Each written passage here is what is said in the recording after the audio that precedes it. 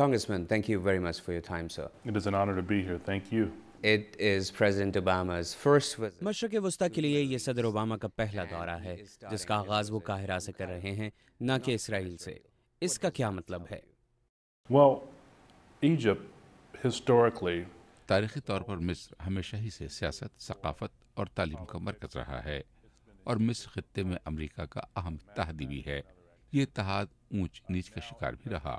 صدر بش کے دور میں تعلقات اچھے نہ تھے، مگر صدر اوباما کا مسلم دنیا اور مصر تک پہنچنا امریکہ اور مشرق وسطی کے لیے ایک نیا دور ثابت ہوگا، کیونکہ مصر خاص طور پر مشرق وسطی میں موجودہ مشکلات کے حل کے لیے بہت اہم ہے. جب ہم مصر کی بات کرتے ہیں تو وہاں پر آمریت قائم ہے اور انسانی حقوق کی صورتحال بھی خراب ہے. تو کیا امریکہ ان تمام چیزوں کو نظر انداز کر رہا ہے اور خاص طور پر انسانی حقوق کی پامالی کو؟ میرا خیال ہے کہ انسانی حقوق کی پامالی ایک ایسا مسئلہ ہے جس پر بات کی جانی چاہیے. صدر اوباما اور صدر مبارک اکٹھے بیٹھیں گے اور میرا خیال ہے کہ جو بھی بات چیت ہو صدر اوباما اس مسئلے پر سنجیدہ بات کریں گے. مشرق وسطی کی بات کریں تو مصر ہی کیوں، کوئی دوسرا عرب ملک کیوں نہیں؟ میرا خیال ہے کہ مکے میں حج اور عمرے کے بعد مصر مسلم دنیا کی دوسری سرگرمیوں کا مرکز ہے. وہاں کئی بڑی یونیورسٹیاں ہیں. وہاں احرام مصر دیکھنے بے شمار سیاح جاتے ہیں. مگر جب ہم اسرائیل اور فلسطینی تنازع کو حل کرنے کی بات کرتے ہیں تو مصر ملکی اور عالمی سیکیورٹی کے لیے امریکہ کا اہم اتحادی ہے. تو صدر کے لیے مصر مسلم دنیا سے بات کرنے کا مرکز ہے اور یہ ایک بہترین انتخاب. بہت سے لوگوں نے انڈونیشیا کی بات کی، بہت سو نے سعودی عرب کی، مگر صدر کے لیے مصر سے بہتر انتخاب اور کیا ہو سکتا تھا؟ مسلم دنیا میں بہت کچھ ہو رہا ہے جس پر انہیں بات کرنی ہے. عراق کی جنگ، افغانستان کی جنگ، پاکستان میں ڈرون حملے اور اسرائیل فلسطین تنازع. آپ کے خیال میں وہ اپنے خطاب میں ان تمام مسائل پر کیسے گفتگو کریں گے؟ صدر اوباما نے شروع ہی سے درست سمت میں قدم رکھا. صدر بننے کے بعد ان کا پہلا انٹرویو العربیہ کے ساتھ تھا. جارج میچل کو اسرائیل فلسطینی تنازع کے لیے نامزد کرنا ایک بہترین قدم تھا. ان کا ترکی کا دورہ توجہ کا مرکز تھا، اور اب مصر سے مسلم دنیا کے لیے ان کا خطاب اور بھی طاقتور ہوگا. وہ یہ کہہ رہے ہیں کہ میں مسلمانوں کی عزت کرتا ہوں. میں یہ جانتا ہوں کہ چند بڑے عالمی مسائل جیسے عالمی معاشی بحران، دہشت گردی کے خلاف جنگ اور دنیا میں غربت اور بھوک کا حل مسلم دنیا کے اتحاد اور بہتر تعلقات سے ہی شروع ہوگا. وہ اپنے پچھلے دورے میں ترکی گئے جہاں وہ مقدس اسلامی مقامات پر گئے. انہوں نے ترک پارلیمنٹ اور طلبہ سے خطاب کیا اور اب وہ قاہرہ جا رہے ہیں. کیا آپ سمجھتے ہیں کہ اس خطاب سے امریکہ کی ساکھ بہتر ہوگی؟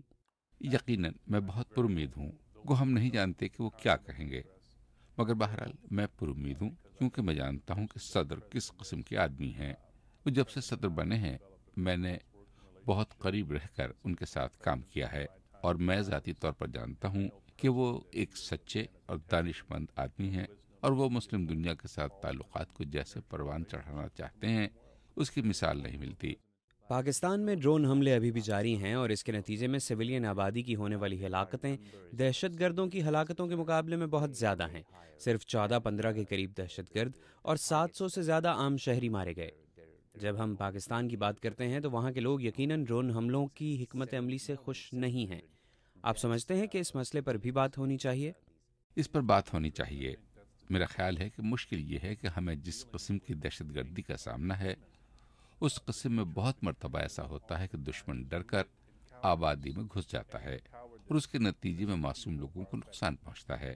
یہ 90 کی دہائی کے آغاز میں امریکہ کی ویسٹ کوسٹ میں ہونے والی گینگ وارز سے مختلف نہیں، جس میں ان گینگز کی سرگرمیوں کے دوران عام خواتین اور مرد ہلاک ہوئے. پاکستان میں بھی یہی کچھ ہو رہا ہے، جہاں فوج دہشت گردوں کو نشانہ بنا رہی ہے، مگر بدقسمتی سے معصوم عورتیں اور بچے بھی اس کی زد میں آ رہے ہیں، اور یہی انتہا پسند چاہتے بھی ہیں. وہ یہ دکھانا چاہتے ہیں کہ امریکہ اتنا ظالم ہے کہ وہ بچوں اور خواتین کو بھی مار دے گا. تو امریکہ کی حکومت پاکستان، اقوام متحدہ اور نیٹو کے ساتھ مل کر ایسی حکمت عملی تیار کرے کہ کم سے کم شہری ہلاکتوں کے ساتھ اس دہشت گردی کا مقابلہ کیا جا سکے. آپ ان کے دورہ مصر اور خطاب کے بعد کیا دیکھتے ہیں؟ My hope is that the relationship میری امید یہ ہے کہ امریکہ اور دیگر مسلمان ممالک کے درمیان جو تعلقات ہونے چاہیے یا ہیں وہ مستقبل میں مزید پروان چڑھیں گے اور مضبوط ہوں گے. Congressman, thank you very much for your Thank time, you. sir.